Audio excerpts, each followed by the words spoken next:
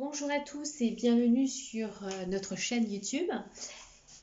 Je suis heureuse de vous retrouver. Il me tient à cœur de vous partager aujourd'hui sur le thème de l'oraison, une forme de prière. L'oraison, nous allons aborder l'oraison reposante. Alors cette explication, cette proposition de partage vient de l'auteur Jean de Bonilla qui vivait au XVIe siècle. Et ces extraits de texte sont tirés du traité de la paix de l'âme, chapitre 7. Je vous souhaite que ce partage soit pour vous une inspiration à la prière et pour vous guider lors de vos prochaines oraisons, dans votre pratique. Premièrement, garde-toi de provoquer dans ta prière des larmes ou d'autres sentiments de dévotion en y forçant ton cœur, mais repose-toi en solitude intérieure dans l'attente que la volonté de Dieu se fasse en toi. Et si Dieu te donne des larmes, elles seront douces sans que de ton côté tu t'y efforces.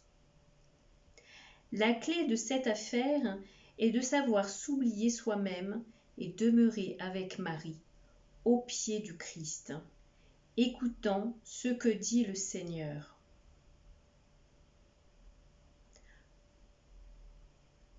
Deuxièmement, pour ce qui est des méditations ou des autres pratiques pieuses, tu n'es pas tenu par leur durée ni par leur nombre, si bien que tu devrais t'obliger à faire, à penser ou à prier comme ceci plutôt que comme cela.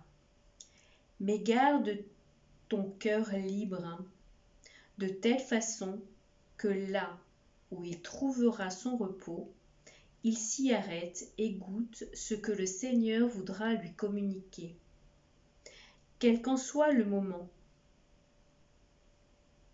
Et même si tu laisses tomber ce que tu avais prévu, ne t'en inquiète pas, mais abandonne tout cela sans crainte. En effet, goûter le Seigneur et être dans ses bras est le but que nous visons à travers nos efforts. Et ce but, une fois atteint, les moyens employés pour l'atteindre n'ont plus lieu d'être. Ce deuxièmement, en fait, me fait penser dans le fait d'aller dans les bras du Père, à l'image que nous donne Sainte Thérèse de l'Enfant Jésus et de la Sainte Face, qui elle, pour monter aux cieux, au lieu d'escalader une échelle ou des escaliers, monter des escaliers, elle se sentait comme transportée dans un ascenseur pour monter directement aux cieux et retrouver le confort consolant de son Père, se trouver dans les bras du Père. Une belle image qui me vient là tout de suite. Troisièmement, quand on fait quelque chose, il n'est rien qui éloigne tant la paix et le repos véritable que la préoccupation d'obliger l'esprit à s'appliquer à ceci ou à cela, sans que Dieu puisse le mener par le chemin qu'il voudrait. L'esprit doit alors se forcer à suivre le chemin qu'il imagine, s'attachant davantage à faire sa propre volonté plutôt que celle du Seigneur, ce qui n'est rien d'autre que chercher Dieu en le fuyant et prétendre lui être agréable sans faire sa volonté. Toi qui désires véritablement avancer sur ce chemin et atteindre le but désiré, n'entreprends pas et ne désire pas autre chose que chercher Dieu. Et dès qu'il se manifestera, où que ce soit, lâche tout et ne va pas plus loin tant qu'il ne t'en donne pas la permission. Considère qu'il n'y a rien d'autre à penser ou à comprendre dans le monde que reposer près du Seigneur.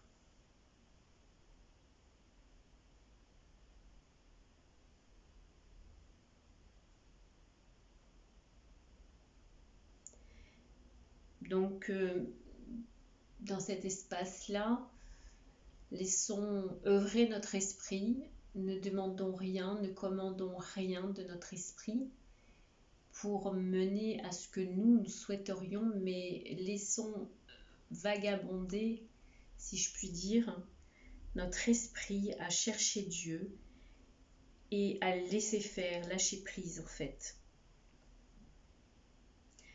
Comme il est dit, lâche tout et ne va pas plus loin. Voilà. Quatrièmement, quand le bon plaisir de Sa Majesté sera de s'absenter, alors tu pourras recommencer à le chercher et reprendre tes exercices, toujours dans l'intention et le désir de chercher en eux ton bien-aimé. Et lorsque tu l'auras trouvé, fais comme nous venons de le dire, lâche tout dès que tu t'aperçois que ton désir est satisfait.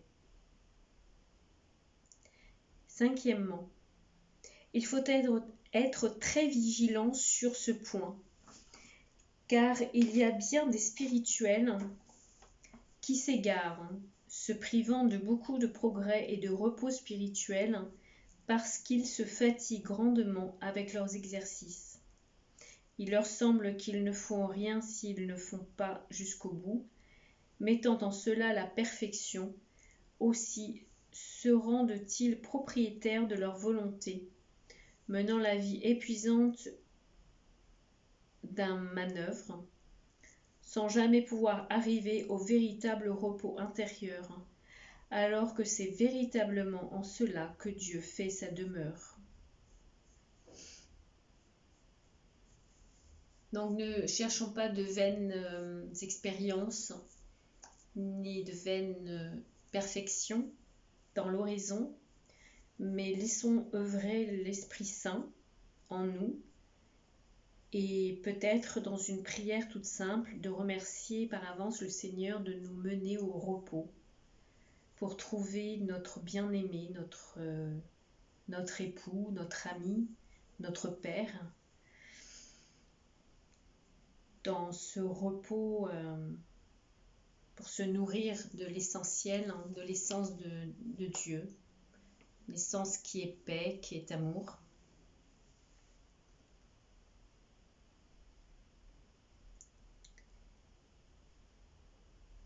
Je vous partage encore autre chose de l'auteur. Et en premier lieu, un premier texte. Nous avons dit tout ce que saint François de Sales devait à Bonilla, particulièrement à travers Scupoli. Nous trouvons dans ce chapitre l'insistance de la liberté intérieure qui sera l'une des clés de la prière salésienne. La vie spirituelle n'a pas d'autre but qu'elle-même. Elle est la vie même de Dieu en nous. Et toutes les façons de prier sont bonnes dès qu'elles nous maintiennent en sa présence. Bonilla nous met ici en garde contre la tentation de réussir la prière, comme si elle était un ensemble de pratiques auxquelles il suffit d'être fidèle pour que Dieu nous en récompense. Les pratiques sont bonnes quand Dieu les demande, mais elles cessent de l'être quand elles nous referment sur nous-mêmes dans la bonne conscience d'avoir fait ce que nous devions. L'amour n'est pas un programme à remplir, mais la fidélité inconditionnelle à quelqu'un. Tout comme dans une relation, une fréquentation.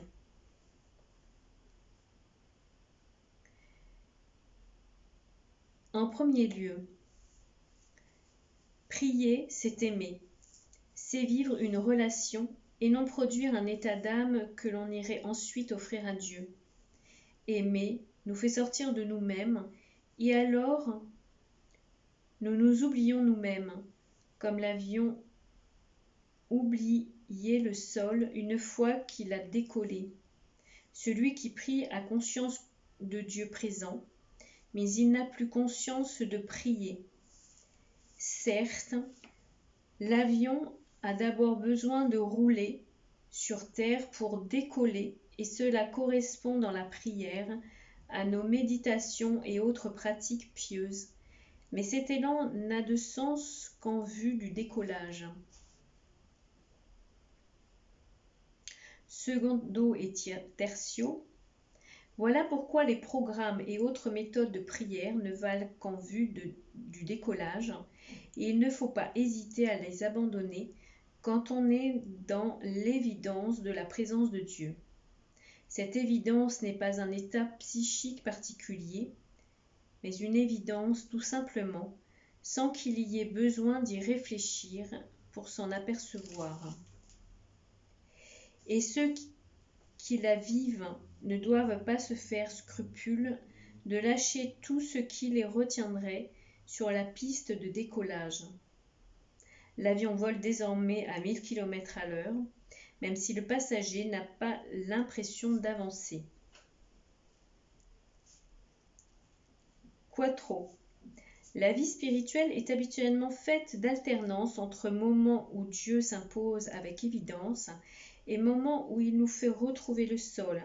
Il faut alors recommencer à rouler sur la piste, mais sans inquiétude, car c'est le souffle de l'air, l'Esprit Saint, qui fait décoller l'avion et non l'effort du pilote. Et en cinquièmement, je vous partage ces propos. Hélas, même si tous les maîtres s'accordent sur cette constatation, rares sont les institutions religieuses qui protègent cette liberté intérieure, la tentation étant toujours de garder sur les âmes un contrôle qui n'appartient qu'à Dieu. Un noviciat, un séminaire, une paroisse est d'abord au service de ceux qui y cherchent Dieu, sans tenter de les récupérer au profit d'œuvres assurément excellentes, mais que Dieu ne leur demande peut-être pas.